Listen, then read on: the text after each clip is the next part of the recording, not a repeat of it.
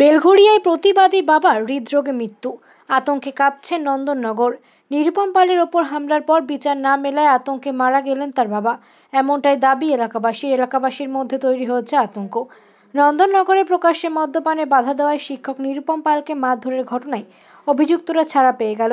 মানসিক চাপে পড়ে হৃদরোগে আক্রান্ত হয়ে মারা গেলেন তার বাবা নির্মল চন্দ্র পাল। দাবি করেছেন যে তার পুত্র সহ এলাকাবাসীও। পুত্রের ওপর হামলার আতঙ্ক এবং অপরাধীদের মুক্তিতে ভয়ে কাটছিল তার প্রতিটি দিন। এই মৃত্যু ঘিরে বিস্ফোরিত ক্ষোভে টালমাটাল গোটা এলাকা। মারা যাওয়া এই জিনিসটা হওয়ার পর থেকে বাবা খুব টেনশনে ছিল। কোন জিনিসটা? এই যে আমি প্রতিবাদ করেছি, তো তারা ছাড়া পেয়েছে শুনে খুব টেনশনেই ছিল বাবা। আচ্ছা, এটা মানসিক চাপে ছিল। আমি বাইরে বেড়াই টিউশনি করতে, ছেলেটা ছোট, বাইরে সে খেলাধুলা করতে যায় এদিক ওদিক। এটা মানসিক টেনশন করছিল খুব। মাঝে মাঝেই বলছিল যে বাবু ভাইকে একটু দেখে রেখো, ভাইকে একটু দেখে রেখো। আমার বাবা বলছে ভাইকে একটু দেখে রেখো, মনটা খারাপ লাগছে, আমার ভাল লাগছে না। কি চান? কী চাই? তো দেখলাম যে ধরা পড়লো, ছাড়া পেয়ে গেল। এইটা মানে মানতে পারছি না কিছুতেই। তাড়াতাড়ি ছাড়া পেয়ে গেল, 3 দিন 4 দিন অ্যারেস্ট হয়ে ছাড়া পেয়ে গেল সবাই। তো বাবার এইটা কি বলবো? আমি বাবারটা এটাই বলবো যে এই আমার চিন্তা করতে করতেই আমার বাবা হয়ে গেল। এই প্রতিবাদ করেছি, আমার বাবা টেনশন করছে। আমার বাবা উল্টো আমাকে বকছে রীতিমতন যে তুমি কেন গেলে বাবু? আমি বলি বাবু আমি কি ঠিক করিনি এটা? তখন আমার পিঠ চাপড়ে বলতে যে ভালো করেছো, কিন্তু খুব টেনশনে ছিল। টেনশনটা কিসে? এই যে আমি বাইরে বেরাবো, আমার ছেলে বাইরে বেরাবে, এরকম নানা রকম টেনশন করছিল। কে? আমার বাবা। তারপরে কি হলো? তারপরে তো কাল রাত্রিবেলা খুব শ্বাসকষ্ট হলো, হাসপাতালে নিয়ে গেলাম, চলে গেল। Heart attack. কী হয়েছিল হার্টে? কিছু হয়নি, ওগুলো শ্বাসকষ্ট হচ্ছিলো আজকে। হ্যাঁ, আগে 20 বছর আগে হার্ট অ্যাটাক হয়েছিল, ভালোই ছিল আমার।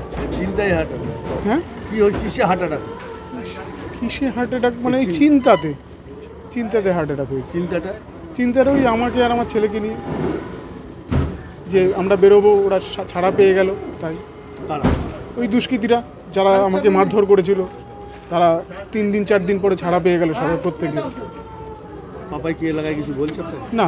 আমার সঙ্গে আমার বাবা চিন্তা করছে, আমাকে কেউ কিছু বলছে না আমার সঙ্গে, কারণ আমি বাড়ির থেকেই বেরাইনি এখন, কারণ আমি একটু অসুস্থতার মধ্যেই আছি।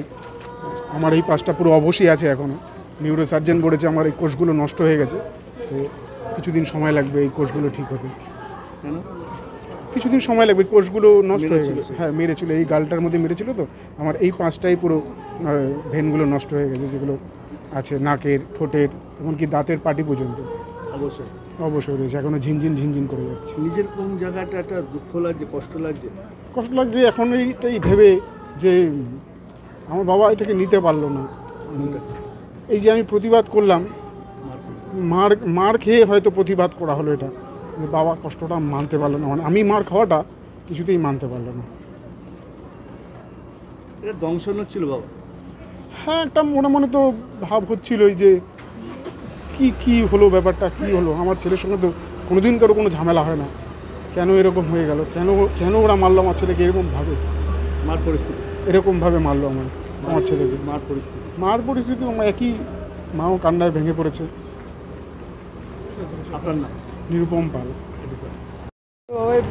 যখন বিভিন্ন মিডিয়ার মাধ্যমে আপনারা প্রচার করছিলেন, তাতে করে অনেক লেখা আমি লিখেছি যে এখন এমন শাস্তি দেওয়া উচিত যে কোনো দুষ্কৃতীদের, নট অনলি এরা, যাতে সাধারণ মানুষ শিউরে ওঠে। তার কারণ হচ্ছে সাধারণ মানুষ শিউরে ওঠে মানে তাহলে দুষ্কৃতীরা আগামী দিনে কিছু করতে সাহস পাবে না। এই না মৃত্যু নির্মল চন্দ্র পাল, অর্থাৎ নিরুপমের বাবার মৃত্যুটা কি বলবো? নিরুপমের বাবার মৃত্যুটা কি? মৃত্যু অবশ্যই এটা আতঙ্ক, যে আমার পরিবার আমরা কীভাবে থাকবো, আবার যে ওরা অ্যাটাক করবে না তার তো কোনো গ্যারান্টি নেই। তাহলে এই বিচারের মানে নিভৃতে কাঁদে ব্যাপারটা এরকম। কারণ আজকে যারা ধরা পড়লো তারা ছাড়া পেয়ে গেল, অথচ কোনো শাস্তি হলো না।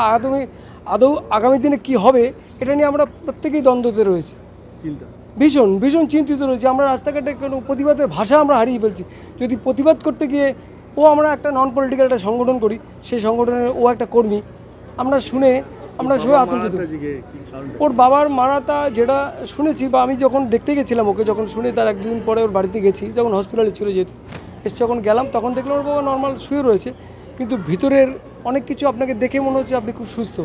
কিন্তু ভেতরে গুমড়ানোটাকে তো দেখা যায় না। চিন্তা করছে। চিন্তা ভীষণভাবে আক্রান্ত যে ছেলে আজকে এই প্রতিবাদ করতে গিয়ে তারা এই পরিস্থিতির ওর সারা রাজ্যে কি চলছে চিন্তা করছে।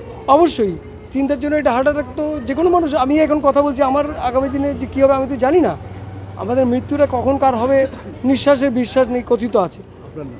আমার নাম নবীন সরকার।